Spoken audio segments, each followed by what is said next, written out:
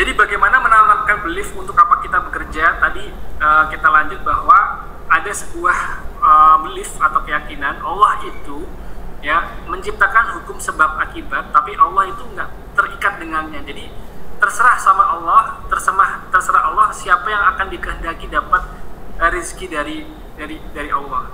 Ya, sama dengan cerita Hajar berlari dari Sofa sampai Marwah untuk mencari air, namun justru air itu muncul dari hentakan kaki Ismail. Nah, keyakinan kita seharusnya di sini adalah ikhtiar itu hanya mendatangkan sebab. Sebab untuk kita mendapatkan air itu berlari dari Safa sampai Marwah untuk mencari air tadi. Ikhtiar kita ya teman-teman ya. Tapi hasilnya itu ranah Allah Subhanahu wa taala. Justru itu airnya itu keluar dari hentakan kaki Ismail, enggak dari gunung-gunung yang tadi, bukit-bukit yang kita cari airnya di situ. Nah, ini juga keyakinan yang harus teman-teman tanamkan ketika bekerja. Bisa jadi ini pulang kerja tiba-tiba ada orang nganterin TV misalkan, orang nganterin motor misalkan, nggak tahu kita, karena keikhlasan kita dalam bekerja gitu. Nah, kemudian ada juga ya kisah Ibunda Maryam saat kelaparan sedang hamil tua ya. Kemudian Allah Subhanahu wa taala memerintahkan untuk menggoyangkan pohon kurma ya. Diabadikan di dalam surat Quran, surat Maryam ayat 26, dan goyanglah pangkal pohon kurma itu ke arahmu, niscaya pohon itu akan menggugurkan buah kurma yang masa kepadamu. Coba teman-teman bayangkan, kurma itu pohonnya sebesar apa? Ada ibu hamil ya, ingin melahirkan dalam keadaan lemah, kesakitan ya, lapar, disuruh goyang pohon kurma, kira-kira tuh kurmanya tuh rontok nggak sih? Enggak kan? Kita yang masih muda misalkan ya, laki-laki suruh goyang pohon kurmanya, nggak mungkin kurma itu rontok. Karena itu hanya ikhtiar aja teman-teman, ikhtiar yang sederhana sebagai bentuk tawakal kepada Allah Subhanahu wa taala. Kalau misalkan teman-teman sudah mentok nih ya, misalkan lagi nggak punya uang ya, kemudian lagi butuh sesuatu buat beliin anak susu misalkan, teman-teman yang penting ikhtiar bekerja. Jangan berpikir gini, susu harganya 200.000 misalkan, kalau saya kerja jadi kuli bangunan misalkan, atau serabutan, atau ngojek, saya nggak mungkin dapat 200.000, paling saya tuh dapat 50.000. Nah, padahal nggak begitu rumusnya. Yang penting teman-teman itu jalan aja, kerja aja dulu gitu loh. Urusan rezeki itu Allah nanti yang kasih. Nggak tahu kan, tiba-tiba kita ngangkut penumpang ya, begitu kita ngangkut penumpang tiba-tiba dikasih tips 500.000, kan Allah alam nggak tahu. Makanya ikhtiar itu adalah bentuk usaha yang sederhana sebagai rasa tawakal kita kepada Allah Subhanahu wa taala, sedangkan hasil itu ranahnya Allah ya, karena Allah lah yang memerintahkan, maka Allah lah yang akan memudahkan. Allah perintahkan kita untuk bekerja ya, maka Allah akan memudahkan. Yang penting kerja ya.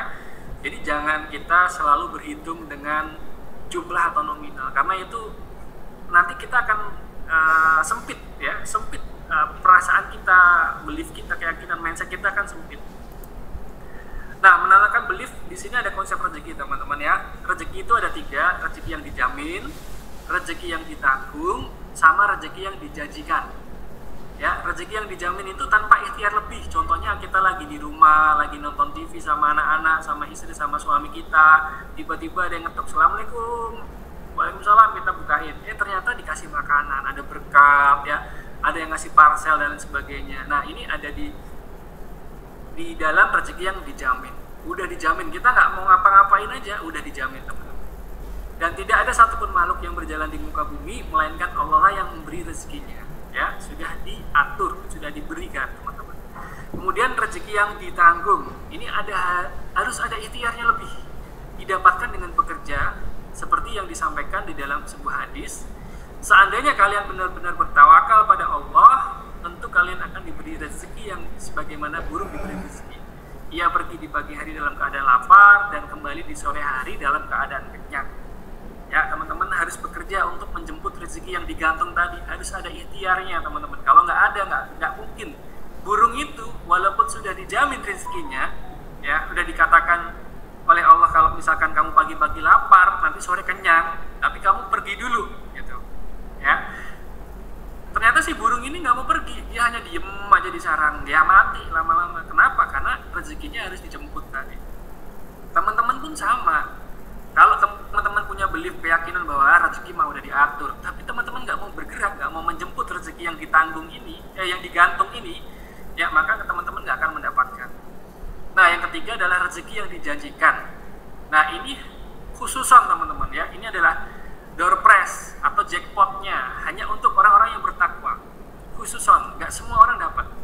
Jadi rezeki dari jalan yang tidak disangka-sangka, sebagaimana Allah firmankan dalam surat At-Tolak ayat 2-3, barang siapa yang bertakwa kepada Allah, niscaya dia akan mengadakan jalan keluar baginya dan memberinya rezeki dari arah yang tiada dia sangka-sangka.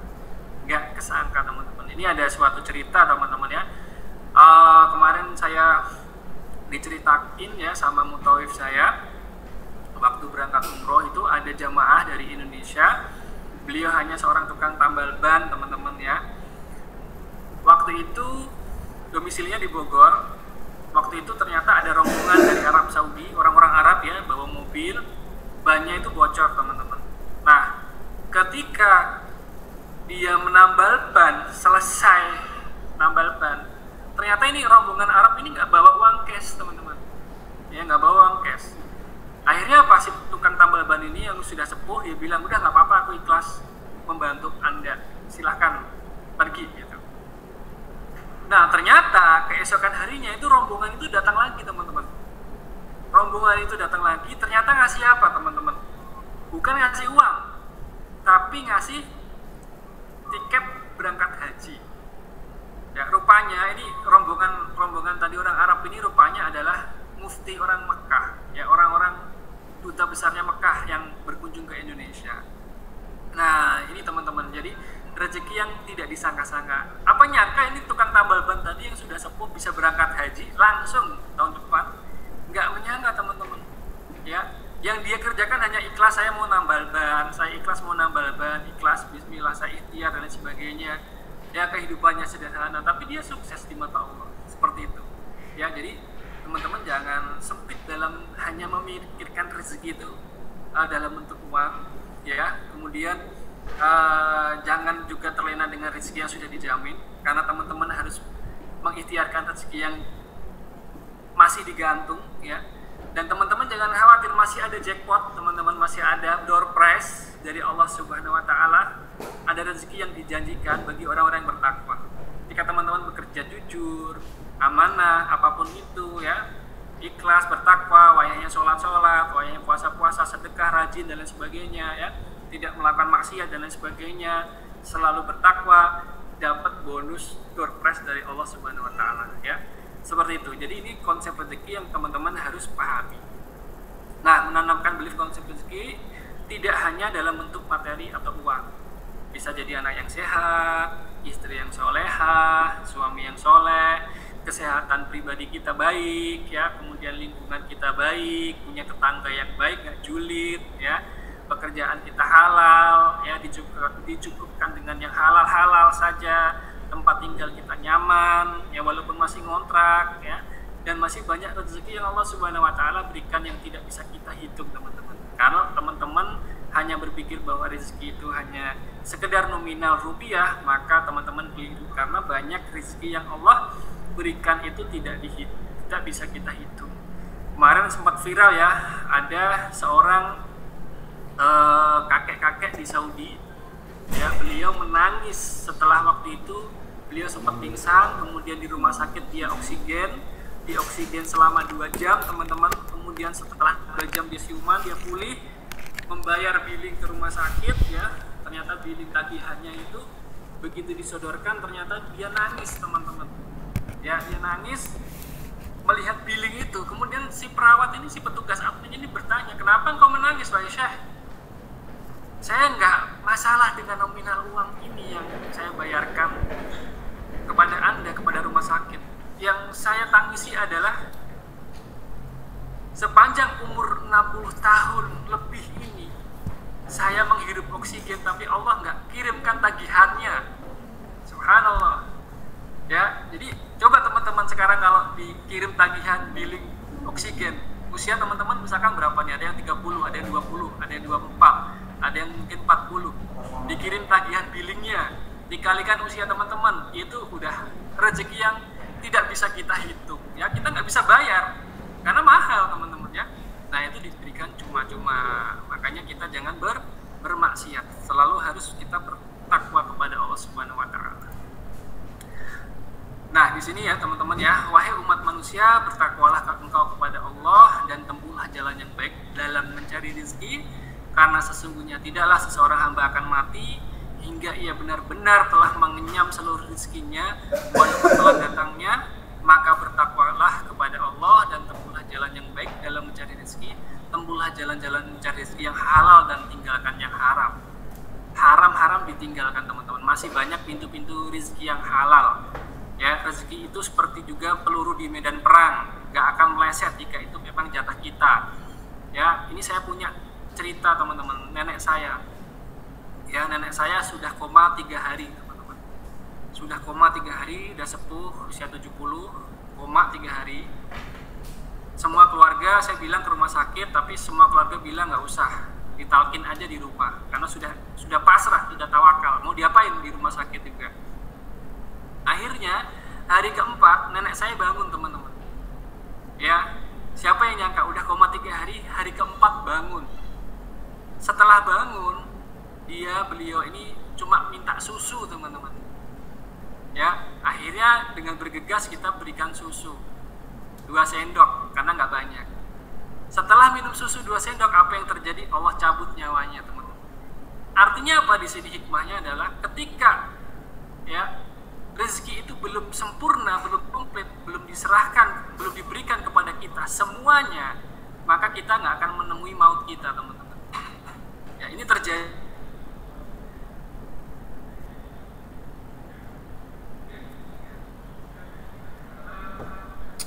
Aduh.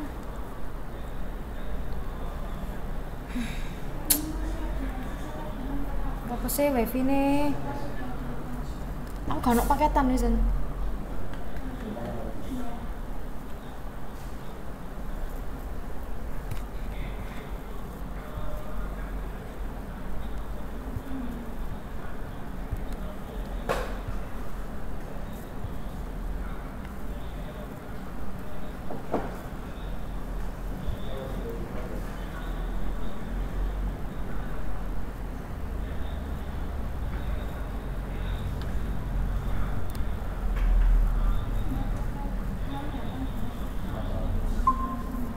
Tapi kalau teman-teman tahu dan teman-teman amalkan, maka itu akan menjadi amal jariah. Baik, silahkan jika ada pertanyaan saya kembalikan kepada moderator. Terima kasih. Wassalamualaikum warahmatullahi wabarakatuh.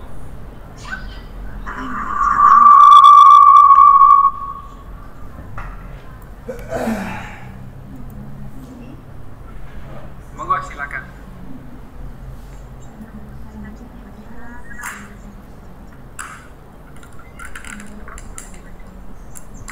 Suaranya kecil banget Mbak Ainun. Oh ya. Ya, terima kasih Dr. Fauzi atas paparannya. Selanjutnya adalah sesi tanya jawab pada tim Semangat Jaya. Monggo jika ada pertanyaan. Mungkin nanti dicatat dulu atau langsung dijawab ya, Dok? Langsung aja dijawab, biar nggak lupa. Langsung bisa mengaktifkan nomornya.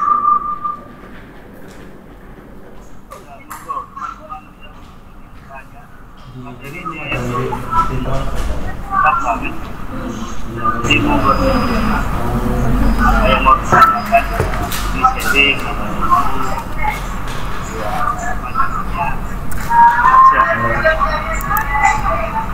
jadi tidak apa-apa.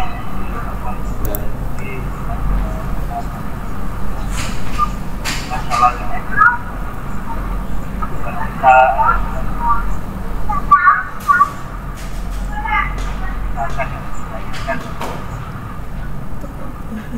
Jadi ini kalau saya lihat ya Mbak Ainun ini kan timnya masih muda-muda nih. Pertanyaan dia juga nggak apa-apa ya, karena kita juga masih muda ya.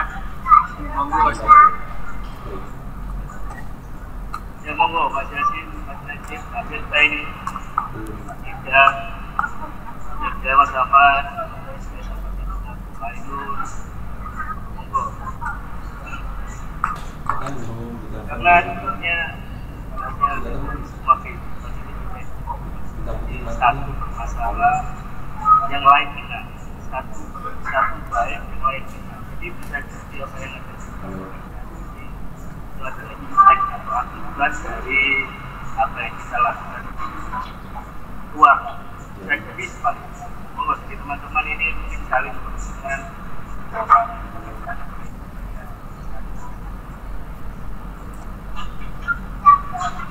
Nah ini ada pertanyaan lagi. Najib, kalau saya tanya banyak.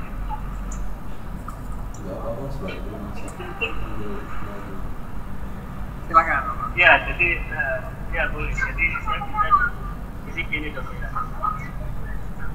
Mungkin pertanyaan sebenarnya juga mungkin teman-teman ini bisa ingin kita nggak ada yang pasti yang memang kadang kita kadang masih perlu enggak ya itu dan kebiasaan kita karena hakikat teman-teman ini bagi saya hakikat orang positif itu sebenarnya bertanya ketika anda bertanya itu ada jadi saya pasti maksud saya ini ya respon yang memang mungkin kebiasaan atau dia menilai ini masih forum yang kita kan baru dong. Jadi setelah saya dapat banyak ilmu dari biasanya saya mulai menerapkan ini kita membiasakan untuk berdiskusi seperti ini misalnya jadi biar lama-lama nanti ini biasa saya dulu SD nggak malunya setengah mati kalau terus ibaratnya mempan itu aja kalau pelajaran apalagi manggung nah posisi itu dan sekarang ada yang manggung yang senang-senang juga tidak sama ya ini saya bisa tanya kalau memang nanti teman-teman bisa tanya setelah main saya jadi saya berpikirnya jadi kan itu mengaruhi perilaku ada sebuah quote dari Umar jadi kita yang sesungguhnya itu adalah kita sendiri bisa jadi kesendirian kita itu kalau perilaku kan bisa jadi itu masih bisa diwarakan karena kita masih berhubungan dengan lingkungan kondisi itu autopilot bisa jadi kita masih disetting ya tapi kalau kita sendiri bisa jadi itu kayak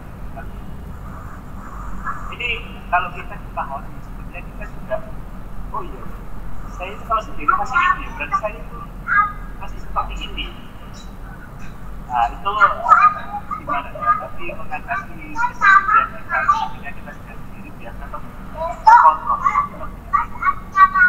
terkontrol tapi tanpa lingkungan itu menutupi kalau perilaku mungkin kita di lingkungan masih terkontrol kita tapi kalau kita sendiri kan lingkungan nggak bisa mengontrol kita karena kita lebih bebas itu pertama yang kedua mana saya juga banyak ilmu hasil soal antara ikhtiar dengan hasil juga mungkin teman-teman itu juga tidak berlaku di uang sama kayak halnya ketika kita jadi ada yang sekolah itu ya itu kan bisa jadi dia belum sepintar temannya kita sebagai orang tua memaksa dia harus pintar sama bisa jadi memang sekolah itu kan untuk memantaskan sama dengan yang tadi memantaskan diri kita untuk kan ilmu sekolah ya sama aja kan jadi memantaskan itu ibarat kalau dipikir itu logikanya salah karena ini kamu salah kan kita nggak kayak kayak saat itu tahu-tahu mengatakan uang kan jadi bisa jadi memang ini berlaku semuanya aspek kehidupan di luar material terus juga saya banyak ilmu ini kebanyakan ada para orang yang satu memang mungkin kalau bisnis atau pengusaha kebanyakan memang poinnya adalah ya salah satu poin itu kan seolah-olah setimpal, tapi di posisi yang lain adalah orang-orang sih beribu empat.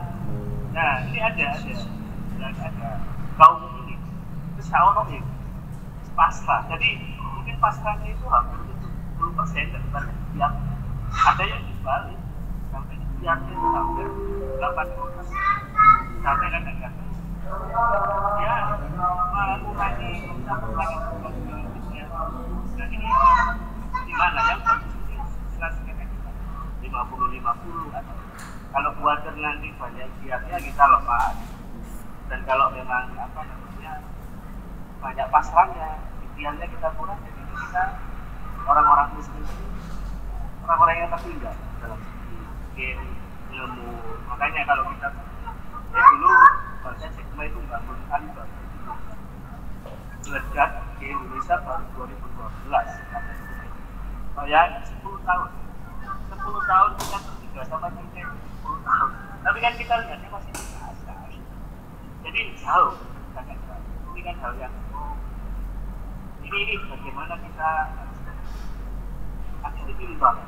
Saya khawatir nanti di satu tim itu jauh selasa orang banyak pasrah, di satu tim lebih banyak memang hubungan. Dan yang terakhir tuh saya juga sepakat sama dengan soal hasil antara ikhtiar dan hasil. Ini juga salah satu yang pernah saya terjadi pada utama Imam Malik dan waktu memperkenalkan bahwa Imam ini mengatakan bahwa hasil kita adalah sesuatu yang tidak pada Imam Malik, walaupun upaya itu tidak sama dengan hasil. Kalau orang bilang kamu main air kamu besar jadi imam, tapi ini selain orang Imam Malik main air yang akhirnya di suatu hari Imam Syafi'i baru membantu seorang petani untuk memetik buah, dan dia mengambil buah, dan Imam Syafi'i untuk membuktikan teorinya Imam Maliki. Akhirnya Imam Maliki pun selesai ngajar, dia dan Imam Malik dan buah yang saya kasih bahwa saya membantu orang buah, dan saya tidak dan saya juga mendapat, saya tidak memetik buah tapi saya mengajar orang mengaji, dan saya mendapat rezeki dari kamu. Jadi sama-sama bukan teori. Jadi yang ada dalam, dan mereka sama-sama ketawa. Dan ini memang salah satu hal yang memang itu bukan sesuatu yang statik atau searah. Bisa jadi searah, bisa jadi tidak searah. Jadi kita jangan paksakan itu searah. Nah, ini yang mungkin ada pertanyaan dan ada apa-apa.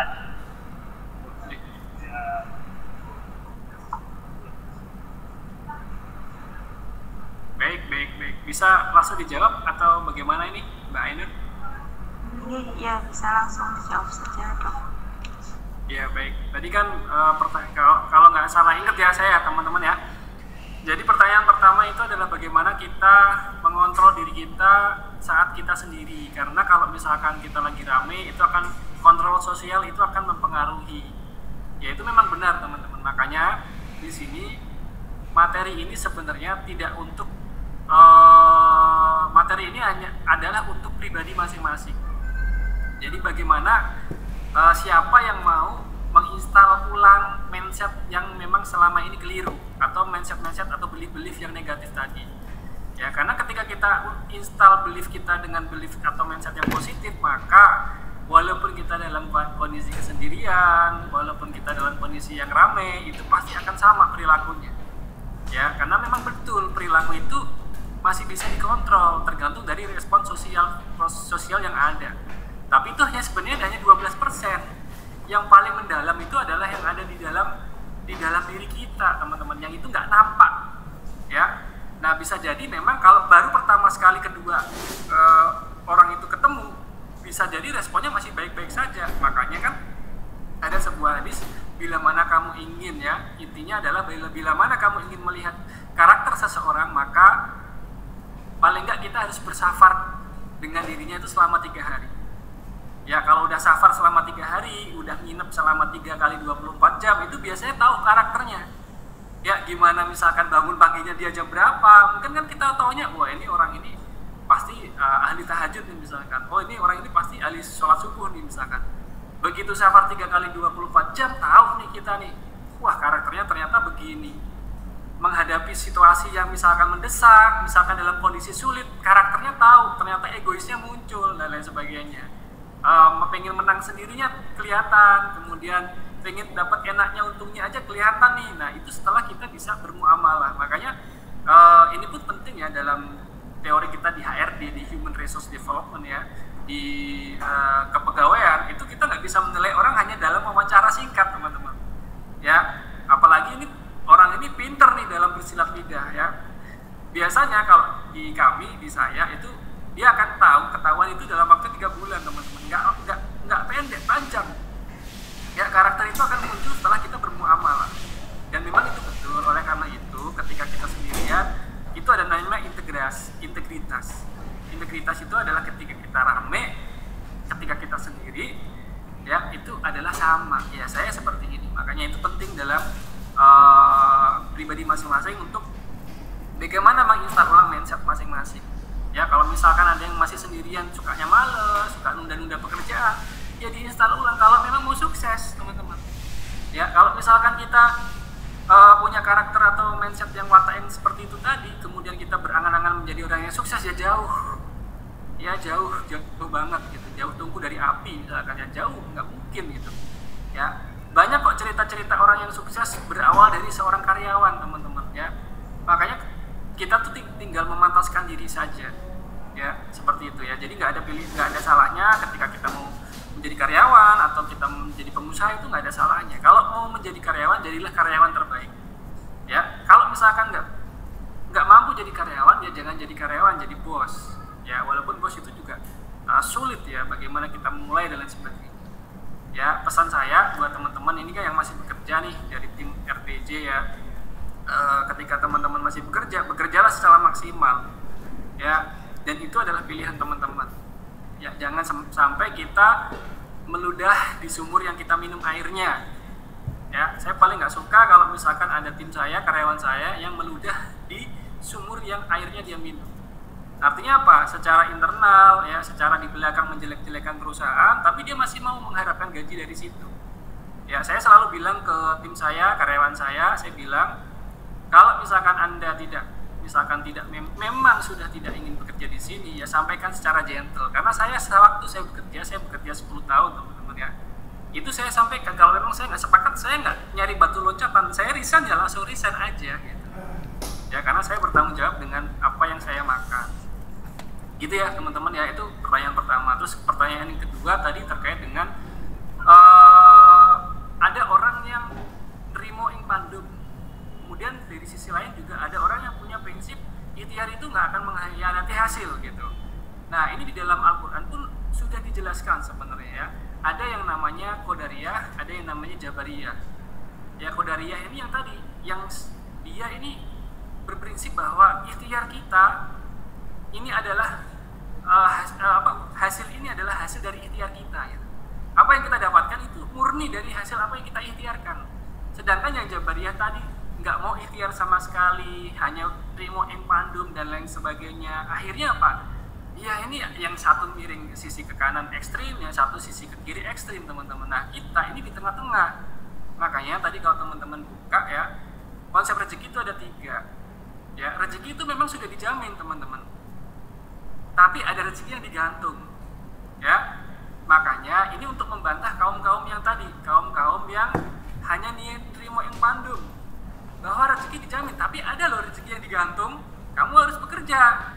Kamu harus memantaskan itu, gitu. Nah, ada juga bantahan untuk orang-orang yang kaum yang tadi yang mendewakan ikhtiarnya. Kalau kita nggak ikhtiar gitu nggak mungkin. Ya buktinya itu ada tuh tukang becak yang bisa naik haji. Itu kalau dihitung-hitung duitnya dari mana? Nggak ada. Karena apa? karena ada rezeki yang sudah dijamin tadi benar ya, kemudian ada yang sudah rezeki yang dia digantungkan, kemudian ada rezeki yang dijanjikan tadi. Bisa jadi ini dapat rezeki yang dijanjikan gitu. Karena apa? Karena ketakwaannya, karena tawakalnya, karena amalan-amalan solehnya, seperti itu teman-teman ya. Jadi teman-teman harus di tengah-tengah meyakini bahwa ada 3 konsep rezeki ini.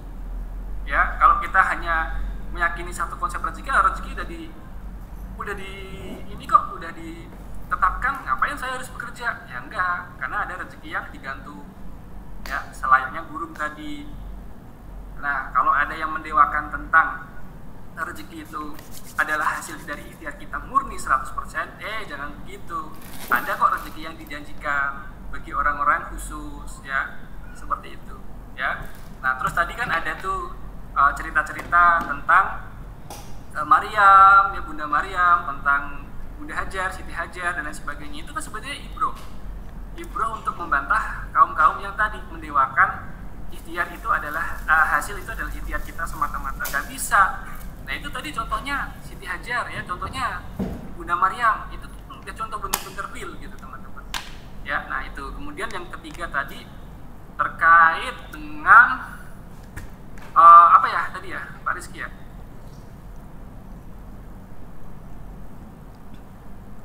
Suaranya masih di mute. Yang Imam Malik sama Syafi'i tadi ya? Iya, hampir sama. Yang satu memang jadi itu hampir seperti sekpot ya. Jadi, Oh iya. Jadi kalau Imam Malik itu kan tidak linear. Teorinya di sini dia ngajar tetap dapat 2, yang buat dia Ya. memang jadi kalau memang ingat kalau memang di sepakat itu masih jalan atau memang tidak pas ya. jangan sedih gitu. Saya juga pernah melewati ini di kampus kuliah di pabrik emas. Saya masih ingat ini cerita sedikit ya, pengalaman saya di pabrik emas itu ada 7 bulan. Jadi saya tahu teman-teman saya itu manfaatkan saya untuk pabrik emas. Saya itu emasnya ada berapa dijual di luar itu sisa ya. Jadi apa namanya bukan limbah ya, karena limbahnya itu kalau emas nggak ada limbah, emas limbahnya ya emas kan gitu. Harus dijual karena serbunya kan bercampur. Suatu saat mereka kesulitan karena terlalu besar, akhirnya mereka itu membakar emas dengan pasir, di mana ketika nanti ada perhitungan di akhir pengawasnya itu nombor, dan itu kita yang tidak punya apa istilahnya rencana itu, kita satu tim itu terjebak itu ganteng emas. Suatu saat akhirnya saya teman-teman saya itu berjuang, dan sekarang teman-teman itu berusaha. Jadi saya datang ke pengawas saya memberanikan melaporkan